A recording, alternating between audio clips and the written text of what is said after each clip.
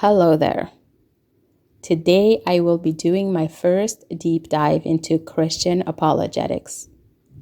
I will be defining what Christian apologetics is, why it matters, and why I am particularly interested and feel called to share this series on my platform.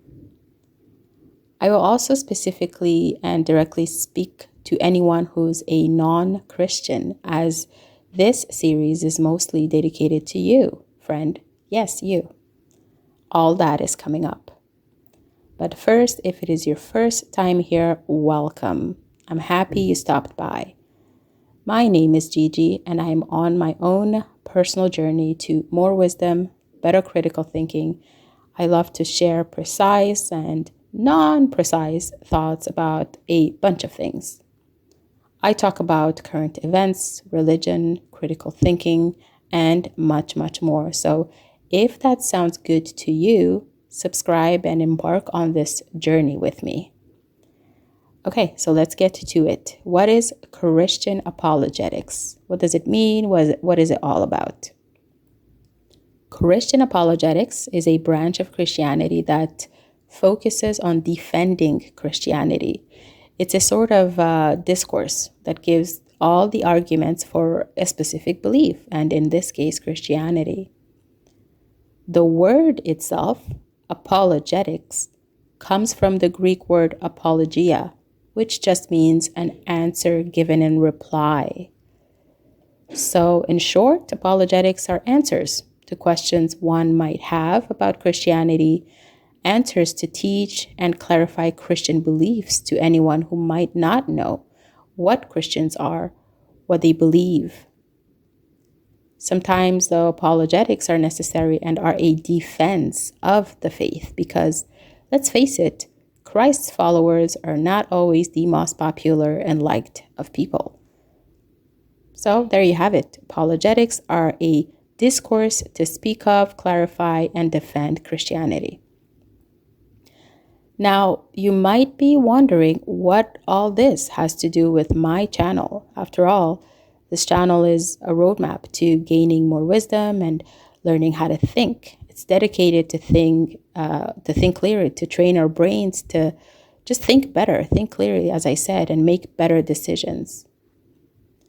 Well, I would argue that thinking clearly, having more wisdom, and making better decisions all leads to believing in God and believing in Christian teachings. Let me repeat that for the people in the back. I would argue that thinking clearly, having more wisdom, and making better decisions all leads to believing in God and believing in Christian teachings. I believe that it is perfectly rational to believe in God and that it's, very much possible to reveal his existence and defend his teachings to anyone and everyone. If you're in shock, if you're completely taken aback, if you believe I might be mentally unwell, if you're rolling your eyes so far back it physically hurts, you are exactly the type of person this series is for.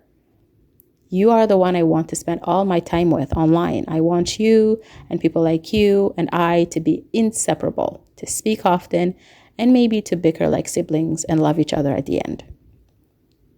So all I ask is for this specific series that you, hear me out. This is just a thought. I think you'll have some fun with this series. I know I will, because I'm not here to feed you BS or force anything on you. I'm here to share thoughts that might be food for thought, because I know you're here to think. And I also believe in fun, so stay tuned. Now, if you're a Christian listening to this, you are probably aware of all the things that will be discussed in this series. There's nothing new under the sun. And I encourage you to remember that it is all of our duty as ambassadors to spread the good news to the best of our ability and to be able to explain the reasons of our joy, the object of our faith, and the fuel for the hope that is within us. So this is addressed in the Bible, of course, in 2 Corinthians chapter 5, verse 20, and also in 1 Peter chapter 3, verses 15 and 16. So as you can see, the references are on the top right of the screen if ever you want to take note. So I believe we can't, as Christians, and I would even say, again, as rational individuals, believe in something and then not explain it.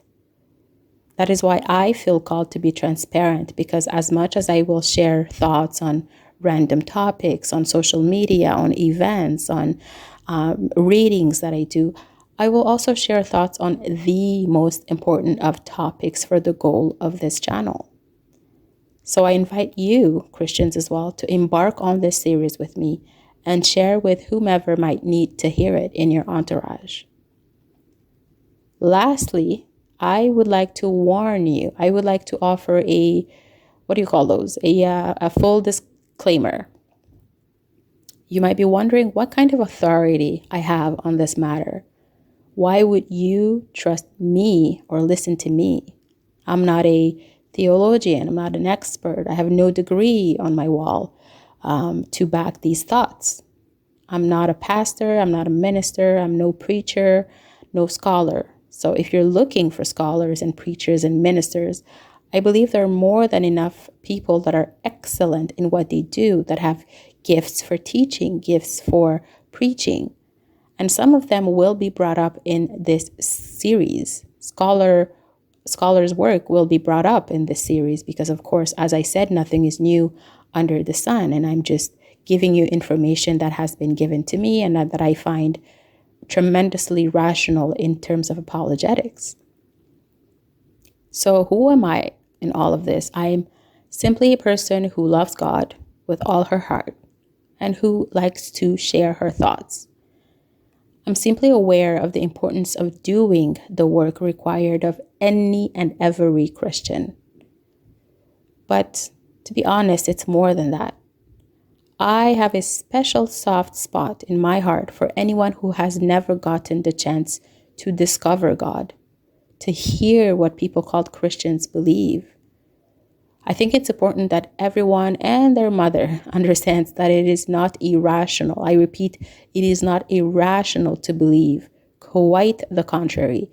By the end of this series, the goal here is to not only convince you, but show you with proof how rational it is to believe.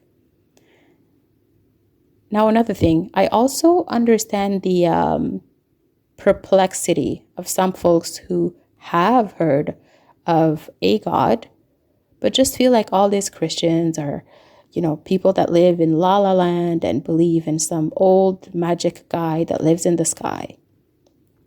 I also feel deeply for anyone who has tried to get to know that God and might have started with a genuine heart, but somehow got burned or hurt by a Christian or many Christians, and is now uninterested in anything Christian, anything that has to do with God, and even the whole church thing, that are just done with it.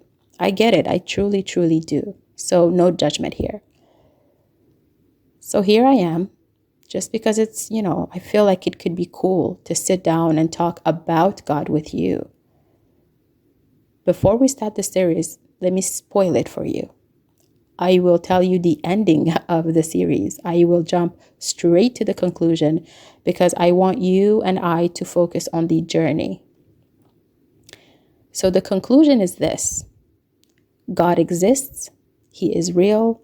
He made you that are listening and me and everything around us. He knows you. He loves you. And he is the one being that can give you the blueprint to more wisdom, better thinking skills, and so much more that we will discuss in this series. All I ask is that you hear me out because it's just a thought.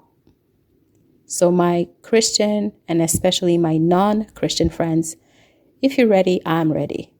Meet me on the next episode for the debut of the series.